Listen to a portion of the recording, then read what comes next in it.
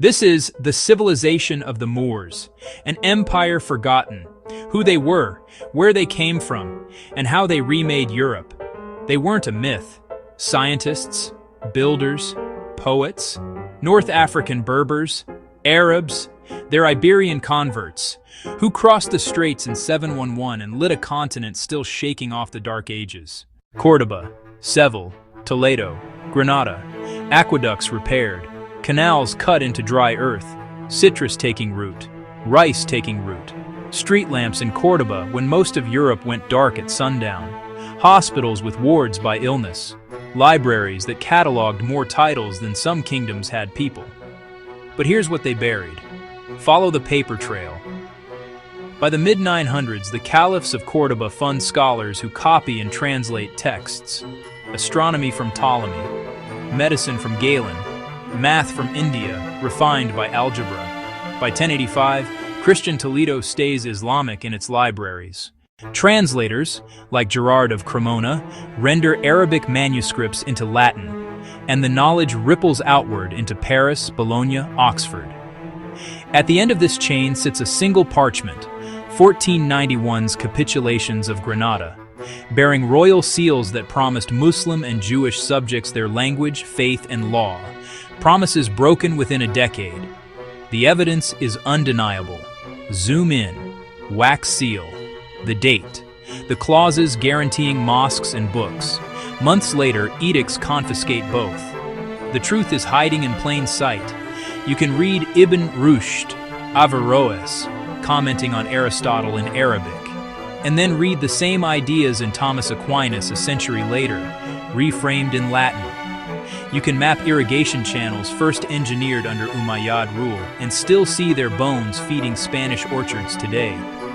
You can hold the surgical manual of Al-Zahrawi, illustrations of instruments recognizable to a modern operating room, and trace that knowledge forward into Europe's medical schools. But this isn't just a ledger of inventions. It's people. Subscribe for more hidden history they tried to erase.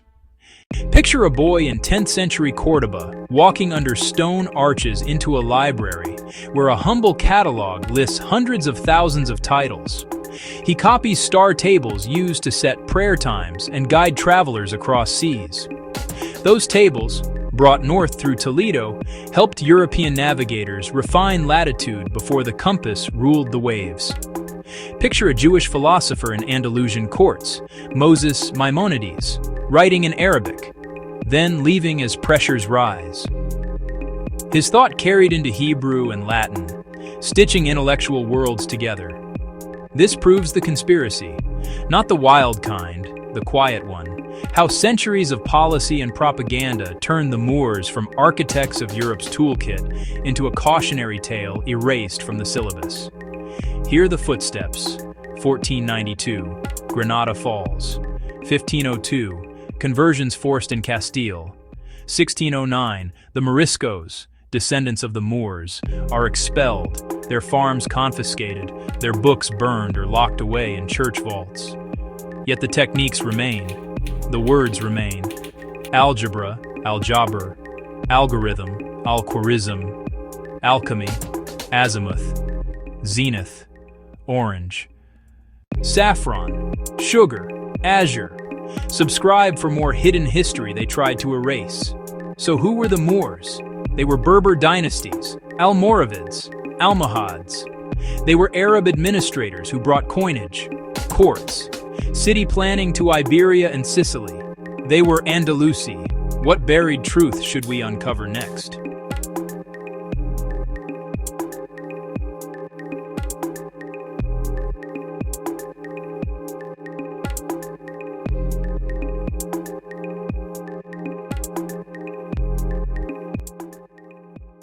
We remember together.